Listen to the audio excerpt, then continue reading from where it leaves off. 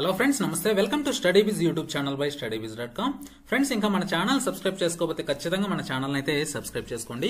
తెలంగాణ రాష్ట్ర ప్రభుత్వం ప్రజాపాలన పేరిట అభయహస్తం అనేటువంటి కార్యక్రమం కింద మొత్తంగా 5 గ్యారెంటీల అమలు కోసం అప్లికేషన్ అయితే విడుదల చేయడం జరిగింది. డిసెంబర్ 28 నుంచి మీకైతే అప్లికేషన్లు అయితే స్వీకరించడం జరుగుతుంది. అలాగే జనవరి 6 వరకు ఈ అప్లికేషన్లు అయితే మీకు గ్రామాలు మరియు మున్సిపల్ వార్డుల్లో జరిగేటువంటి గ్రామ సభల్లో ఈ దరఖాస్తులు అయితే స్వీకరించడం జరుగుతుంది.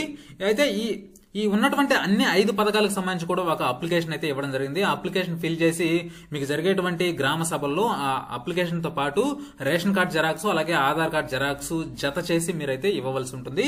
దీనికి సంబంధించి అప్లికేషన్ ఎలా ఫిల్ చేసుకోవాలి, అలాగే అప్లికేషన్ ఎలా ఉంటుంది అనేటువంటి విషయాన్ని మనం క్లియర్ గా ఒకసారి చూసుకుంటే, అప్లికేషన్ అయితే మీకు స్క్రీన్ మీద అయితే కనిపిస్తుంది కదా. ఈ విధంగా తెలంగాణ రాష్ట్ర ప్రభుత్వం అభయహస్తం అనేటువంటి ఈ విధంగా అప్లికేషన్ అయితే మీకు కనిపిస్తుంది. ఇక్కడ కుటుంబ వివరాలని చెప్పి మొదటి పేజ్ లో ఇవ్వడం జరిగింది.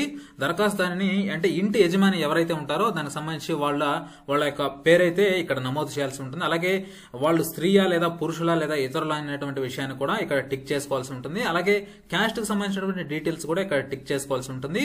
ఆ ఇంటి యజమాని యొక్క పుట్టిన తేదీ, Aadhaar number, ration card number, అలాగే మొబైల్ నెంబర్ కూడా ఇక్కడ రాయాల్సి ఉంటుంది. అలాగే దరఖాస్తుదారుని యొక్క ఫోటో కూడా ఇక్కడ అంటించాల్సి ఉంటుంది.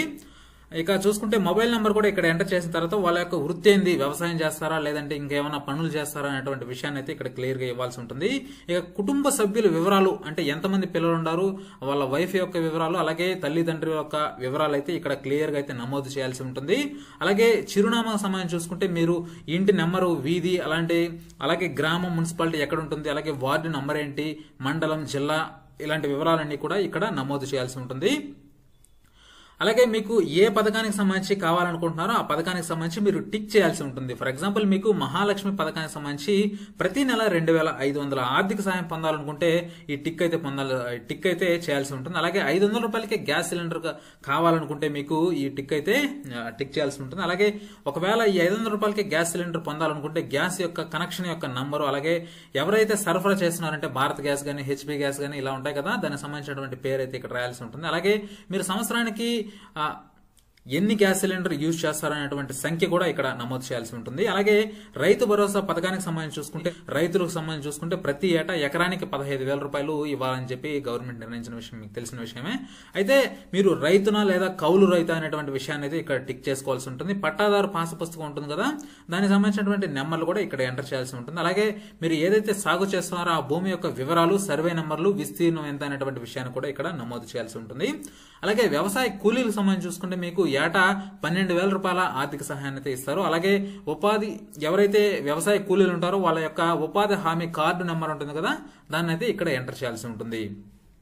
అలాగే ఇందిరమ్మ ఇండ్లు పథకానికి సంబంధించి మీరు అప్లై చేయదలుచుకుంటే ఇక్కడ ఉన్నటువంటి పథకంలో ఇక్కడ ఉన్నటువంటి వివరాలు చూసుకుంటే, ఇల్లు లేని అర్హులైనటువంటి కుటుంబానికి ఇంటి నిర్మాణం సంబంధించినటువంటి ఆర్థిక సాయం అయితే ఇవ్వడం జరుగుతుంది. దానికి సంబంధించి మీరు పొందాలనుకుంటే ఇక్కడ టిక్ అయితే చేయాల్సి ఉంటుంది. అలాగే అమరవీరులు మరియు ఉద్యమకారులకు 250 చదరపు గజాల ఇంటి స్థలం అయితే ఇవ్వడం జరుగుతుంది అనేటువంటి విషయాన్ని ఇవ్వడం జరిగింది. అలాగే అమరవీరుల కుటుంబం అయితే మీకు ఇక్కడ టిక్ చేసి అమరవీరుని యొక్క పేరు, అలాగే ఎఫ్ఐఆర్ నెంబరు, అమరులైనటువంటి సంవత్సరం, అలాగే డెత్ సర్టిఫికేట్ సంబంధించినటువంటి నెంబర్ కూడా ఇక్కడ ఎంటర్ చేయాల్సి ఉంటుంది. అలాగే ఇక్కడ మరో విషయాన్ని కూడా ఎంటర్ చేయాల్సి ఉంటుంది. వారు తెలంగాణ ఉద్యమంలో పాల్గొన్నారా లేదా అనేటువంటి విషయాన్ని కూడా ఇక్కడ ఎంటర్ చేయాల్సి ఉంటుంది. అయినచో ఒకవేళ తెలంగాణ ఉద్యమంలో పాల్గొన్నట్లయితే సంబంధించినటువంటి ఎఫ్ఐఆర్ నెంబర్ కూడా ఇక్కడ సంవత్సరంతో పాటు ఇక్కడ ఎంటర్ చేయాల్సి ఉంటుంది. ఒకవేళ జైలుకు వెళ్ళించో వాటి యొక్క వివరాలు అయితే అంటే జైలు పేరేంది, స్థలం యొక్క శిక్షకు సంబంధించినటువంటి వివరాలన్నీ కూడా ఇక్కడ ఎంటర్ చేయాల్సి ఉంటుంది.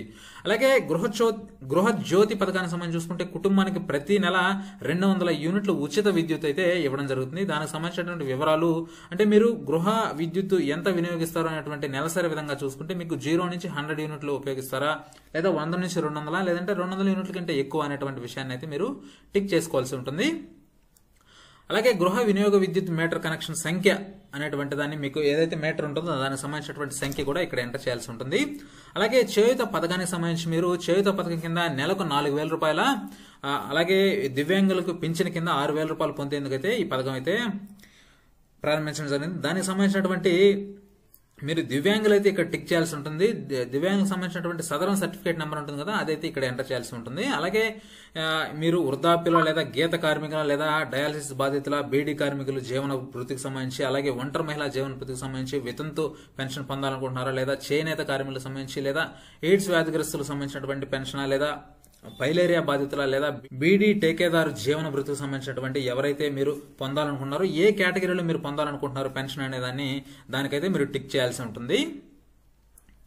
అలాగే ఇవన్నీ మీరు ఫిల్ చేసిన తర్వాత దీంతో పాటు మీకు Aadhaar card number, Aadhaar card xerox, దాంతో పాటు తెల్ల రేషన్ కార్డు జెరాక్స్ కూడా మీరు దీనికి జత చేయాల్సి ఉంటుంది. ఆ విధంగా జత చేసిన తర్వాత ఇక్కడ మీరు సంతకం లేదా వేలు ముద్ర అయితే ఇచ్చి మీ పేరు అయితే ఇక్కడ రాయాల్సి ఉంటుంది. మీ పేరు రాసి కింద తేదీ ఏదైతే మీరు ఇస్తున్నారో ఆ తేదీ యొక్క వివరాలు అయితే ఇక్కడ ఇవ్వాల్సి ఉంటుంది. అలాగే ప్రజాపాలన దరఖాస్తు రసీదు అని చెప్పి మీకు ఒక దరఖాస్తు మీరు చేసుకున్నట్లు మీకు రసీదు అయితే ఇవ్వడం జరుగుతుంది. అంటే మీరు ఏ పథకానికి అప్లై చేసుకున్నారో దానికి సంబంధించి ఇక్కడైతే టిక్ చేసుకున్న తర్వాత అధికారి యొక్క సంతకం చేసి మీకు ఏ వార్డు, మండలం, జిల్లా, తేదీ అనేటువంటి వివరాలన్నీ ఎంటర్ చేసి మీకైతే ఈ రసీదు అయితే ఇవ్వడం జరుగుతుంది. ఇది ఫ్రెండ్స్ దీనికి సంబంధించినటువంటి వివరాలు. అలాగే దీనికి మీరు ఈ వివరాలన్నీ ఒకసారి చూసుకొని అప్లికేషన్ మీరు డౌన్లోడ్ చేసుకోవాలనుకుంటే డిస్క్రిప్షన్ లో ఇచ్చినటువంటి లింక్ పైన ఒకసారి క్లిక్ చేసి వివరాలన్నీ ఒకసారి చూసుకున్న తర్వాత అక్కడే ఉన్నటువంటి లింక్ పైన క్లిక్ చేసి మీరైతే ఈ ఫారం ని డౌన్లోడ్ చేసుకుని మీరైతే ఫిల్ చేసుకుని గ్రామ సభల్లో ఎవరైతే తీసుకుంటుంటారో వాళ్ళకైతే ఇవ్వవలసి ఉంటుంది. ఇది ఫ్రెండ్స్ దీనికి సంబంధించి ఎటువంటి డౌట్స్ ఉన్నా కానీ ఒకసారి అయితే కామెంట్ రూపంలో అయితే అడగండి. మరో మంచి వీడియోతో మళ్ళీ మీ ముందుకు వస్తాను ఫ్రెండ్స్. ఉంటాను. Thank you.